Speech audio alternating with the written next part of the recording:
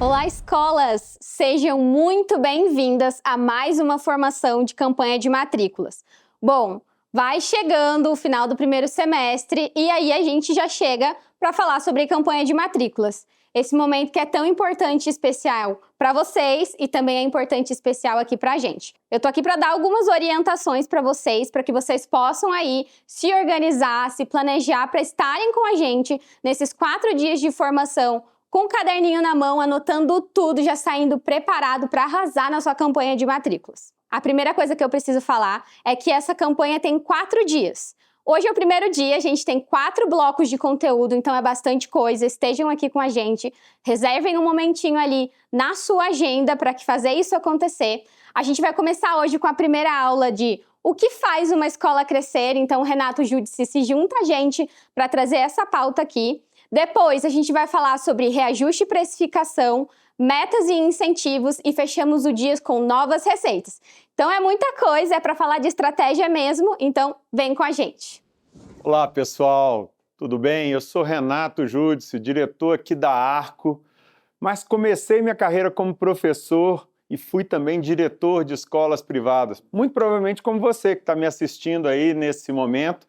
E eu recebi esse convite para estar aqui conversando sobre o ciclo de matrículas. Tão importante, né? Uma época do ano em que a gente se dedica a esse cuidado com os novos alunos que chegarão para as nossas escolas e aqueles que precisam renovar. Esse curso está dividido em vários módulos. Hoje, nós vamos começar tentando responder uma pergunta: o que faz uma escola crescer?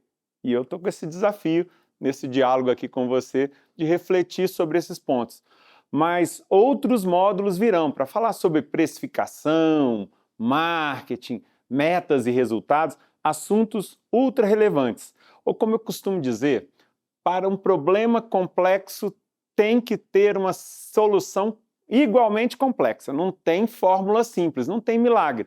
Portanto, eu estou te convidando aqui para assistir todos os módulos até o final. Você vai adorar, tá bom? Nesse primeiro capítulo, eu quero começar com uma pergunta, te provocando. Por que será que num mercado tão competitivo como o nosso, né, da educação, algumas escolas têm fila de espera, enquanto outras sofrem, às vezes, para fechar uma turma todo final de ano?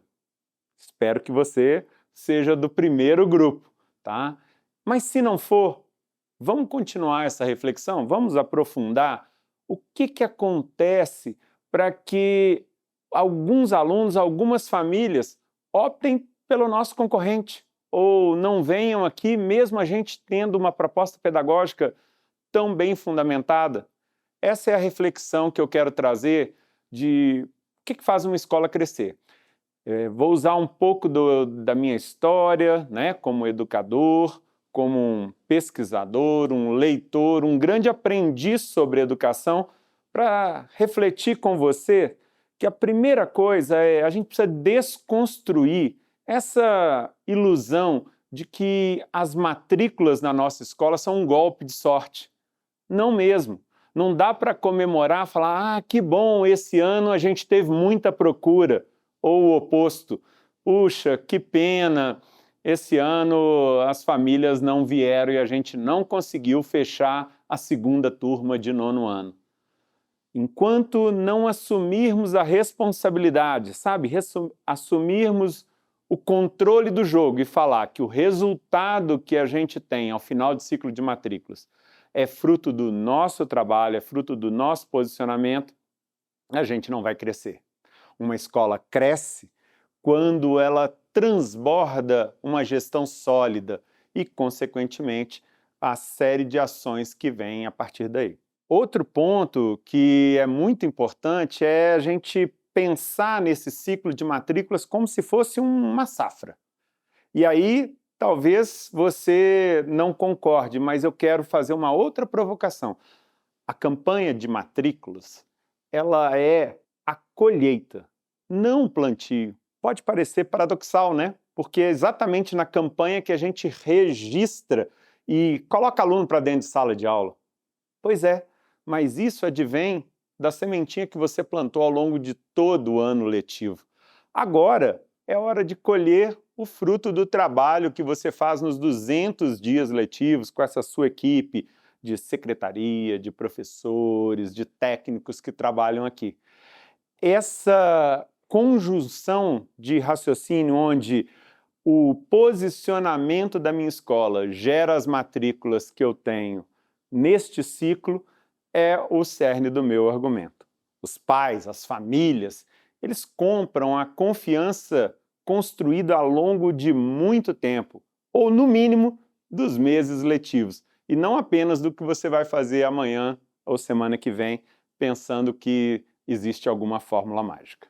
Para defender esse meu argumento, né, de que a campanha de matrícula não é o plantio, é a colheita, eu vou trazer aqui para a nossa sala de aula virtual 3 pilares. E com esses 3 pilares eu vou tentar embasar a justificativa de o que faz uma escola crescer. Tá? Vamos para o primeiro e mais importante, posicionamento. O que faz uma escola crescer é ter um posicionamento claro, conhecido pela sua comunidade. Aí eu vou lembrar de um autor que eu gosto muito, chamado Simon Sinek. Ele tem um TED, recomendo, tá? E um livro, para aqueles que, como eu, adoram ler, livro de papel ainda, por mais tecnológico que eu seja. Comece pelo porquê. Esse livro, ele defende uma estrutura que ele chama de círculo dourado, e ele fala que escolas, empresas, pessoas incríveis como você, começam de dentro para fora, ou seja, começam pelo porquê. Depois vão para o como e o quê. Já as pessoas comuns, empresas comuns, triviais, começam de fora para dentro, começam respondendo o quê. Então olha só a diferença. Nós estamos falando aqui de campanha de matrícula, não é? Pois bem, uma escola comum vai responder logo a pergunta do o quê. O que nós vamos fazer hoje? Qual é o post do Instagram que a gente vai publicar? Aquela landing page especial ou o outdoor na avenida principal da cidade? O que vamos fazer? Mas a pergunta mais relevante, mais importante e que muda o jogo é a pergunta do porquê. O que te move?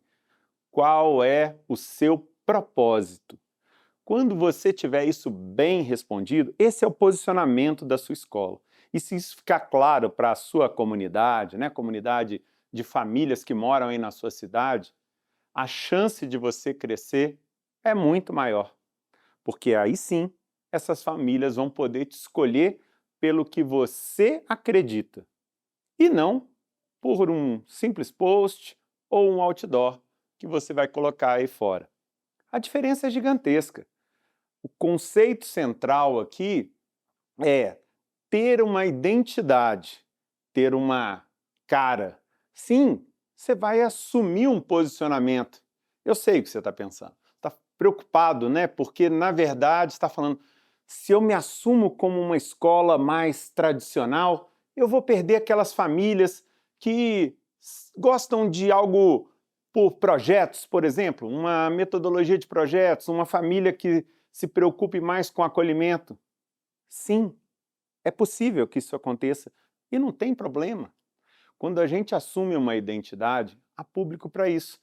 Eu moro, apesar de mineiro, moro aqui em São Paulo já há muitos anos, quase 2 décadas. Isso seria capaz de elencar, não vou citar nomes aqui, mas escolas muito focadas em vestibular, em performance, boas notas no Enem e que têm fila de espera na porta. E, ao mesmo tempo, outras escolas construtivistas, algumas que trabalham exclusivamente por projetos, com metodologias ativas e igualmente são disputadas. Tá vendo? É disso que a gente está dizendo aqui. O posicionamento claro traz a sua essência. É um critério de escolha. E isso traz segurança para a família. Quando isso não está claro, aí você perde o jogo. Porque se a família não vê seu posicionamento, ela vai tomar decisão por aquilo que é mais superficial. Ou pela geografia, sua escola é perto da casa, né, próxima do trabalho, ou, o que é pior ainda, pelo preço. ela vai no que é mais barato, quem dá o maior desconto. E se você entrou nesse jogo, você já perdeu o campeonato. Então, repito, primeiro pilar para que você cresça é você se posicionar de forma clara e assertiva para que a sua comunidade te conheça. Vou até mudar o verbo, te reconheça com clareza quem é. Ah, é uma escola de alta performance e é isso que eu quero para o meu filho. Ah, não. É uma escola focada em artes, nas humanidades, onde o acolhimento é inegociável. Que bom! Ah, é uma escola confessional, cristã, onde o trabalho com valores permeia todas as atividades pedagógicas. Maravilhoso! Certamente terão famílias que não abrem mão disso. Então, este primeiro pilar provavelmente te provoca, porque hoje o que a gente vê são alguns mantenedores que têm medo de tomar essa decisão. E sabe o que acabam fazendo? Olhando para o vizinho, para o concorrente. E aí vão num jogo de imitar certas decisões superficiais. Como eu disse lá no início do Círculo Dourado, fazem o que o outro está fazendo, independente de uma posição clara. Vamos agora para o segundo pilar? Então, o primeiro, a gente defendeu a importância de um posicionamento claro. A sua escola precisa ter clareza do que ela acredita e a comunidade reconhecer isso. Agora nós vamos para um segundo posicionamento que faz as escolas crescerem.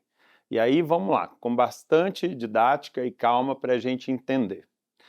A escola, por definição, é um lugar que tem como objetivo várias facetas.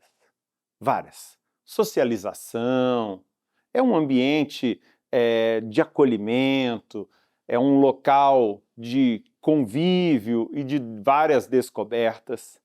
Porém, tem uma coisa que é inegociável. É uma função insubstituível da escola na nossa sociedade. A aprendizagem. Concorda? É lá que a gente entendeu, enquanto espécie humana, que é a melhor estrutura para que essas competências cognitivas sejam desenvolvidas. Não vamos entrar aqui em polêmica se isso não pode acontecer em outro cenário. Eu estou dizendo que a escola, por definição, é esse local. E nesse sentido, enquanto instituição, não dá para abrir mão do foco no acadêmico, a busca de excelência em resultados. Opa, peraí, você entendeu essa frase errada, eu vou repetir. Eu não falei busca e excelência de aprovação em vestibular. Você está colocando palavras na minha boca que eu não falei. Eu falei foco no acadêmico. Eu falei que a escola tem que se orgulhar de fazer com que seus alunos aprendam, até porque essa é a maior intenção de uma família quando chega a idade escolar de seus filhos. Não que as outras coisas sejam dispensáveis, claro que não. Eu mesmo, filho único, foi lá na escola que eu pude crescer o convívio com outras crianças de idade parecida ou não com a minha, pois não tive isso em casa. Em casa era só filho único. Percebe? As outras características são importantes, mas a aprendizagem é inegociável. E nesse sentido, cria-se uma expectativa que vai sendo corroborada com o rendimento do próprio aluno. E eu disse excelência em resultados. Em qualquer nível, a gente busca essa excelência ao longo de toda a jornada. Se você é uma escola de educação infantil, a excelência está em pegar crianças que estão ali começando com um garatujo, iniciando seus primeiros registros escritos e depois alfabetizá-los e permitir com que eles escrevam e produzam seus textos, não é? Se for uma escola de fundamental, fazer com que esses alunos continuem críticos e curiosos, desenvolvam o seu gosto pela ciência, a paixão por ler, a habilidade de resolver problemas por meio da matemática. E claro, se for do ensino médio, não tem problema algum fazer com que esses alunos, além de tudo, também sejam aprovados nos vestibulares aí da sua região, tenham um bom desempenho no Enem, quem sabe estejam se preparando para estudar fora do país. Portanto, a minha frase ela é bem ampla, mas específica no que se refere. Escola que cresce é reconhecida como uma escola boa, uma escola de excelência, uma escola onde a John Hart falaria em aprendizagem visível. É perceptível que lá os alunos aprendem. Então, isso se torna palpável para as famílias, em especial a evolução do filho, a evolução desses alunos. Se, por exemplo, você investiu e acreditou em um programa bilíngue, é esperado que esses alunos saiam da sua escola fluentes, ou melhor, proficientes do que entraram, não é? Pois bem, é disso que eu estou falando. O segundo pilar, ele claramente defende que a escola precisa proporcionar avanço cognitivo para os seus alunos. E aí a gente tem vários exemplos de sucesso. Eu acredito, inclusive, que a sua escola é um desses exemplos. Os alunos de fato aprendem aí. Talvez você esteja tímido em reconhecer ou acha que isso não é bem o momento, né? Haveria alguma soberba. Não mesmo. Você tem que se orgulhar dos resultados que são produzidos pela sua equipe, dos resultados que são conquistados pelos seus alunos. Teve um aluno que venceu uma Olimpíada Acadêmica, agora recentemente tivemos a aplicação da OBMEP, né, talvez uma das mais tradicionais Olimpíadas Acadêmicas que as escolas participam. Poxa, divulgue isso, sim, parabenize. Até porque você pode ter um medalhista, mas pode também ter um aluno tímido que nunca pensou que faria e agora está fazendo uma prova dessa. Olha que evolução brilhante.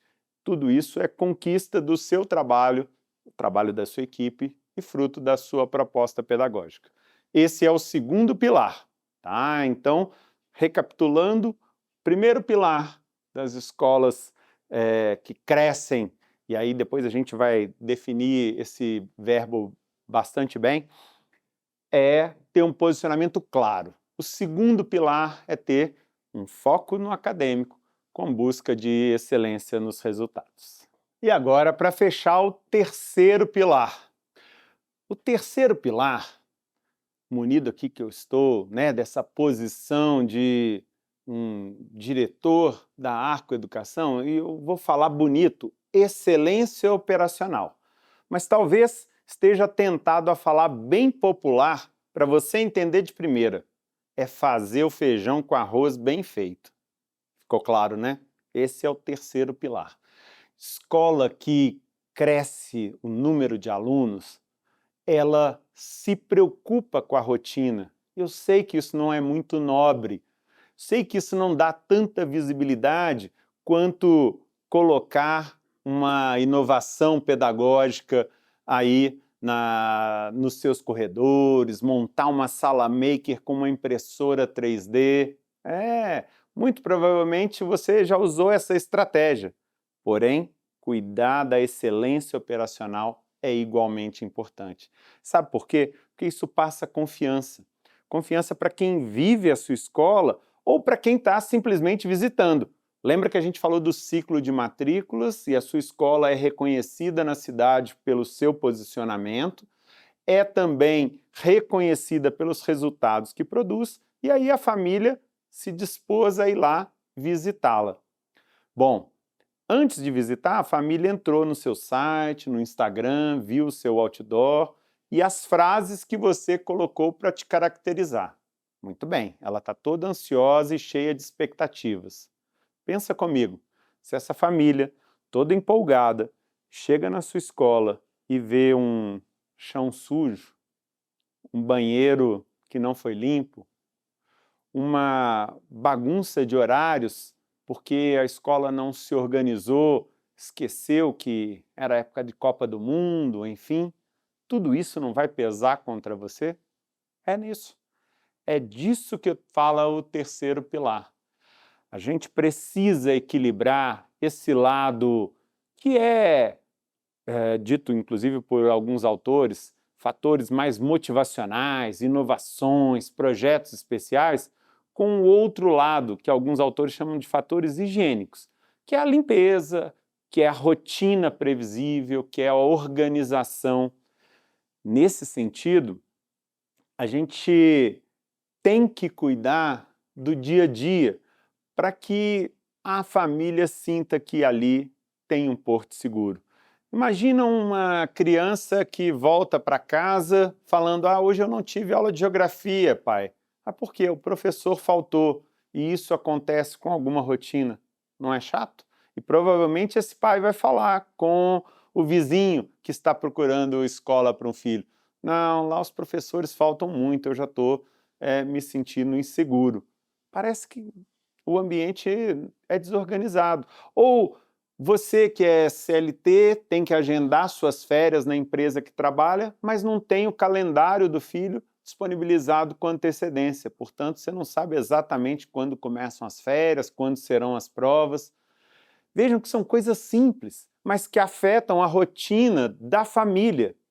E, ao invés disso, se a escola é organizada, se ela passa essas informações com clareza, se as datas das provas são bem definidas, a divulgação dos resultados é conhecida por todos, portanto, essas informações são claras, há um clima de tranquilidade.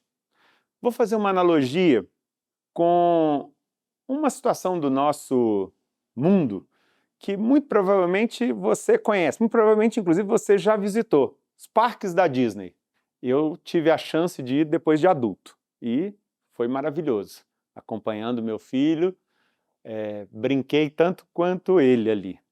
Agora, quando a gente vai na Disney, você vai em busca de uma magia, de algo imponderável, porém, quando você observa com um outro olhar mais crítico, mais maduro, você percebe que, sustentando aquela magia, existe uma organização, uma limpeza impecável, existe um conjunto de funcionários sempre no horário e com respostas padronizadas. Portanto, aquela magia só acontece por conta de um bastidor que é muito processualizado. Veja que uma coisa não é incompatível com a outra. Você pode ter uma escola e deve, né? Estou defendendo aqui que você deve ter uma escola organizada para assim poder ser muito inovador. Não é incompatível. O oposto é que é difícil. Quando a sua escola é desorganizada, você está sempre correndo atrás do prejuízo, apagando incêndios, sua coordenação se justificando ou fazendo reuniões com as famílias para explicar como vai ser agora. Diferente de ter uma rotina bem estabelecida. Para fechar esse terceiro pilar e concluir aqui esse nosso primeiro módulo, fazer o feijão com arroz bem feito faz diferença, faz a sua escola crescer, traz segurança para as famílias, ainda mais nos dias de hoje.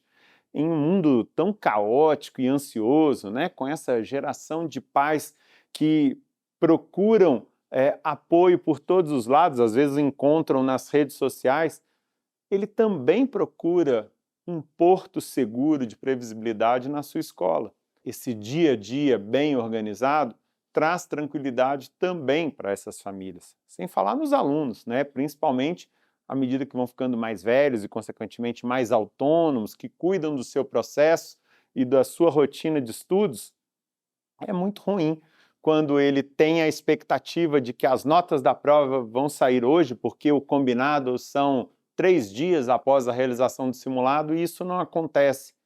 E aí a escola tem que ficar se justificando, ou vive errando as notas, a emissão dos boletins. É disso que eu estou falando. Muito bem. Com isso, fechamos aqui essa primeira parte desse módulo, onde eu trouxe para você 3 pilares que sustentam, a meu ver, o crescimento saudável de uma escola.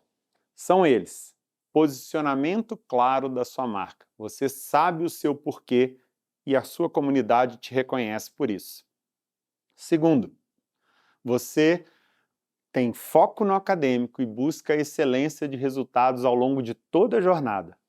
E terceiro, você tem uma excelência operacional. Os processos são conhecidos, bem desenhados e cumpridos por toda a sua comunidade. Vamos parar agora para ver se a gente tem perguntas.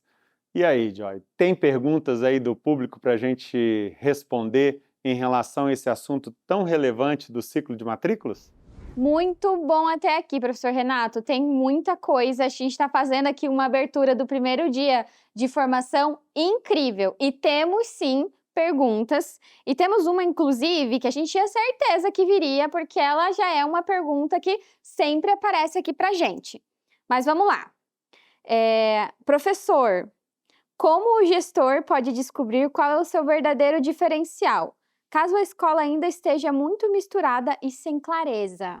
Gostei dessa pergunta, viu? Porque a pessoa que a fez ainda escolheu o verbo descobrir o seu verdadeiro diferencial. É isso mesmo, acho que a sutileza e a importância da pergunta, Joy, está nesse verbo, descobrir. Muitas das vezes ele não é claro e a gente não vai encontrá-lo numa sala fechada, mesmo que esteja o time de marketing todo envolvido numa reunião com todo mundo focado. Não é isso. Vou dar uma dica para você, gestor. Está em dúvida do seu diferencial, da sua missão? Faz o seguinte, sabe aquelas famílias que são defensoras da escola, que estão com a gente, vestem a camisa? Pois bem, chame 5, 10 dessas famílias para tomar um café. Aí vocês estão vendo, né? Coisa de mineiro, gosta de tomar um café para resolver seus assuntos. Chame essa família para tomar um café e pergunta assim para eles. Queridas famílias, se a nossa escola fechasse as portas amanhã, do que mais você sentiria falta? Eu apostaria que nenhuma dessas famílias iria responder: eu sentiria falta da lousa digital, ou eu sentiria falta do aplicativo onde os boletins vão as notas dos filhos. Garanto que nenhuma delas falariam isso. Muito provavelmente, alguma falaria assim: eu sentiria falta do jeito que vocês acolhem meu filho. Ele passa naquela catraca e o inspetor lembra o nome dele, mesmo essa escola tendo mais de 1000 alunos, ele sabe o nome do meu filho. Disso eu sentiria falta. Talvez um outro falasse assim: eu sentiria falta dos valores que essa escola compartilha com meu filho. Eles não mudaram. Há décadas atrás, quando eu estudei aqui, eram os mesmos valores. O mundo evoluiu e muita coisa mudou, mas os valores não. Eu sentiria falta disso. Talvez uma outra família falasse assim: eu sentiria falta do jeito que aquela professora dá aula de matemática.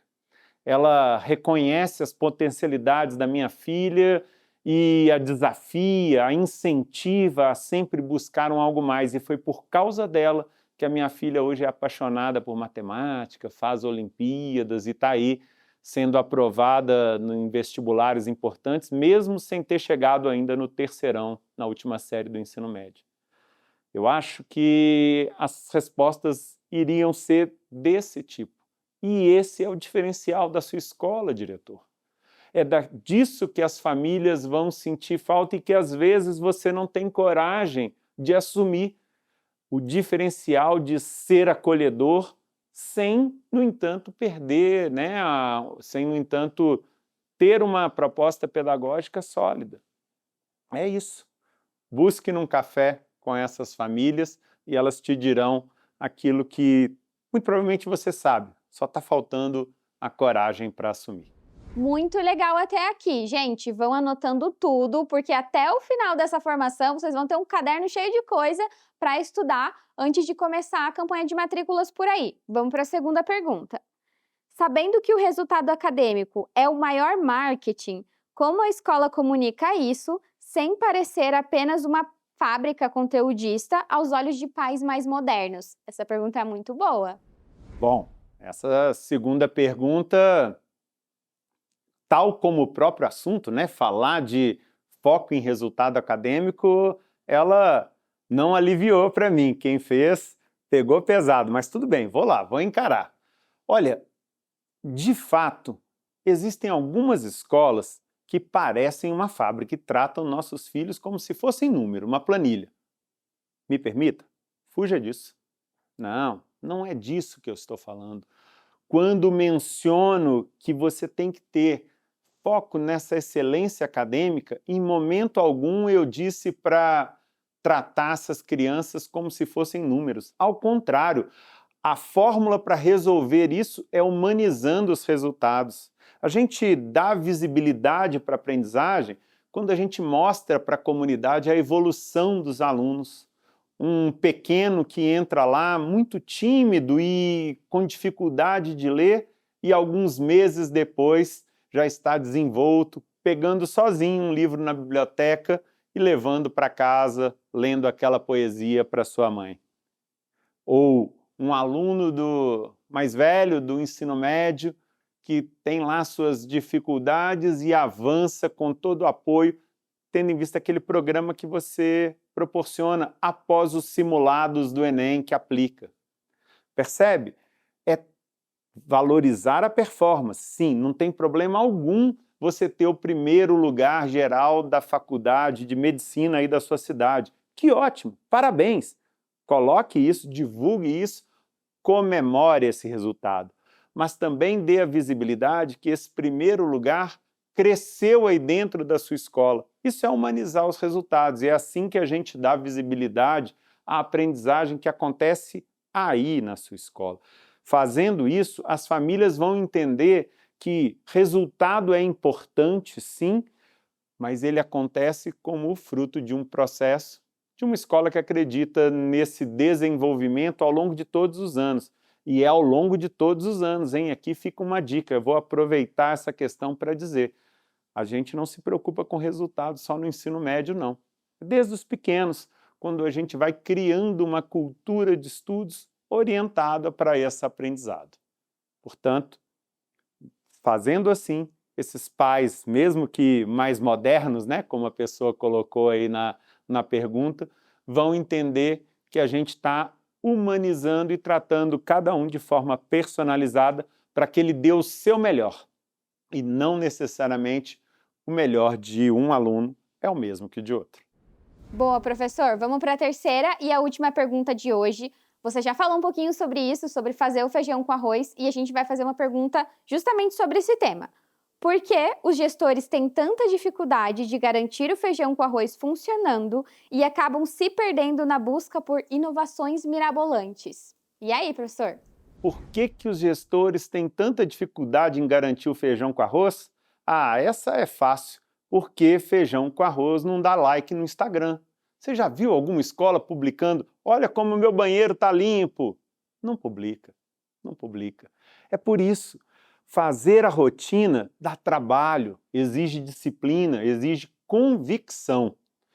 E, como eu disse, o like no Instagram, ele é movido por outras variáveis. Também importante, tá? Pessoal aqui do marketing, não brigue comigo, não estou falando mal do Instagram, estou falando que as duas coisas são importantes. Mas vamos lá. Quando a gente não abre mão desses valores, né, dessa organização, dessa excelência operacional, o que a gente percebe é uma escola que é organizada sempre. E aí eu quero citar, recentemente, eu estive aqui no interior de São Paulo, ali na região de Franca, visitando uma das escolas parceiras aqui da Arco. E várias coisas me impressionaram nesta escola, mas de forma especial, quando visitávamos as salas do ensino fundamental, anos iniciais, estavam vazias. Os meninos tinham descido para o intervalo. E quando a direção abriu para eu ver e ver como era a estrutura da sala, estava impecavelmente organizada. As carteiras nos lugares e os materiais dos alunos organizados como se eles estivessem ali para fazer alguma atividade. O estojo, o caderno, tudo impecável. Eu observei bem aquilo e guardei e falei, depois vou comentar. Coincidentemente, nesta mesma escola, eu fui convidado para gravar um podcast com os mantenedores. E aí eu falei, agora é a minha oportunidade.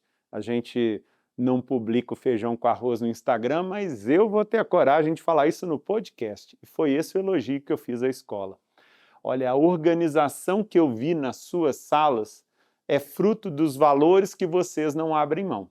Enquanto família, né, um negócio familiar, que ali expõe um conjunto de ações que mostram essa trajetória bonita que essas crianças que lá estudam crescem aprendendo.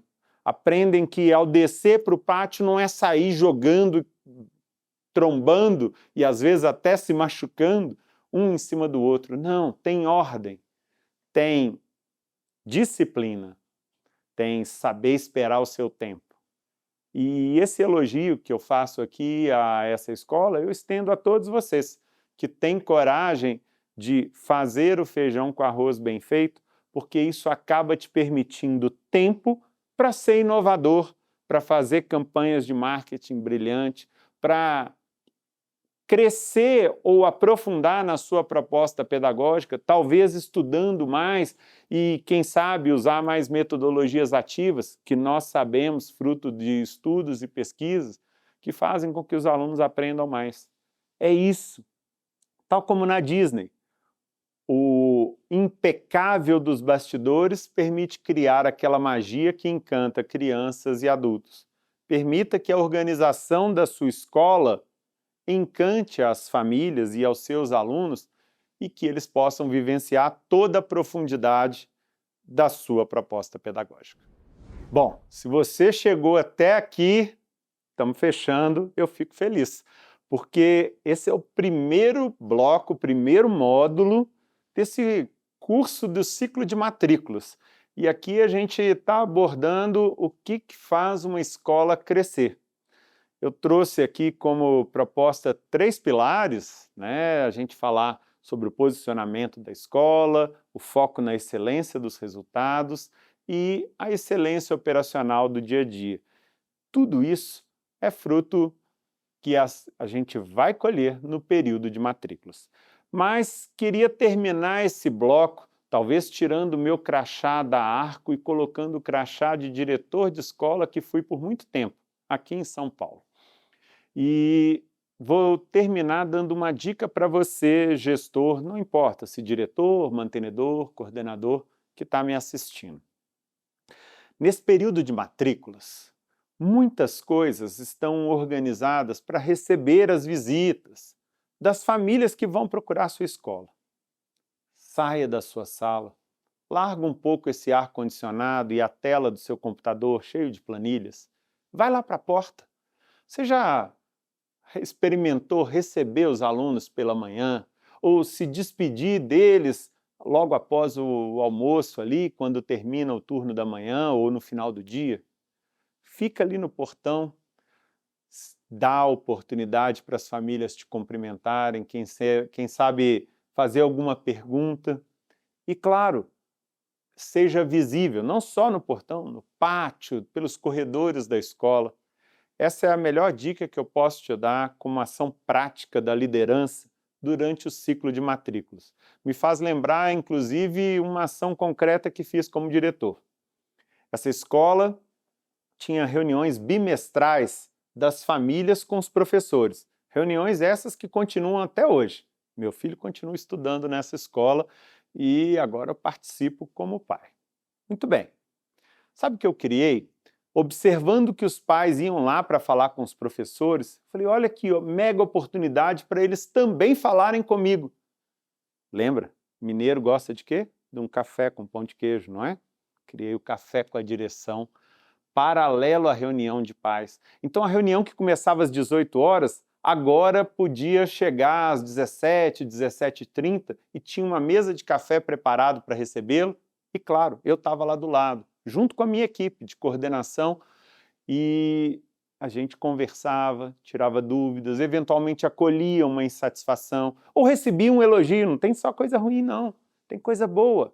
Às vezes você vai ouvir um pouco da certeza do seu posicionamento. Lembra do primeiro pilar? Às vezes uma família vai te falar exatamente naquele café o quanto ela admira a coragem dessa escola não ter aberto mão de valores religiosos ou não para qual ela matriculou a sua filha. Esse café servia para as famílias que chegavam um pouco antes, mas também, às vezes, aquela do ensino médio, que tinha 2 agendamentos com o professor de física e o de química, e tinha meia hora entre eles em que esse pai ficava lá à toa, esperando. Olha que boa oportunidade de conversar com ele, de ouvir dele como as coisas estavam transcorrendo. Em resumo, eu estou te dizendo que você precisa ficar mais visível como gestor de uma escola durante o ciclo de matrículas, para captar você mesmo e não por canais intermediários aquilo que está acontecendo na sua escola. Lembra da primeira coisa que eu disse nesse curso? Para que não seja fruto da sorte, para que o jogo esteja na sua mão, que você entenda exatamente as variáveis que estão impactando as famílias que vêm e não ficam, não matriculam, e aquelas que vêm e colocam ali seus filhos. Afinal de contas, lembre que a decisão não é fácil. Trata-se da pessoa mais importante da vida daquela família, daquele casal. E muitas das vezes, um ser humano de tenra idade, que não tem nem como se defender sozinho. Essa é a magnitude da confiança que essa família tem em você. Ela vai entregar o seu filho. Então, quando a gente está dando um passo tão importante assim, mais do que conhecer a sua quadra, a infraestrutura, o pátio bonito que você tem, essa família gostaria de olhar no seu olho e falar: esse é o diretor da escola que eu estou matriculando meu filho. Eu sei que é nele que eu vou confiar a pessoa mais importante durante 200 dias letivos a cada ano e muito provavelmente durante vários anos. É assim que a gente termina esse bloco 1 deste primeiro dia do curso de ciclo de matrículas aqui da Arco, e eu termino com um convite para que você continue assistindo os próximos blocos. Afinal de contas, agora a gente vai aprofundar em temas que, correlacionados a essa reflexão que eu trouxe, vão te ajudar, bem como a sua equipe, a trabalhar metas, estratégias de marketing, precificação e outros tantos assuntos que fazem a diferença na matrícula aí na sua escola, para que você possa crescer e, mais do que crescer, impactar vidas das famílias que estão aí na sua cidade. Muito obrigado.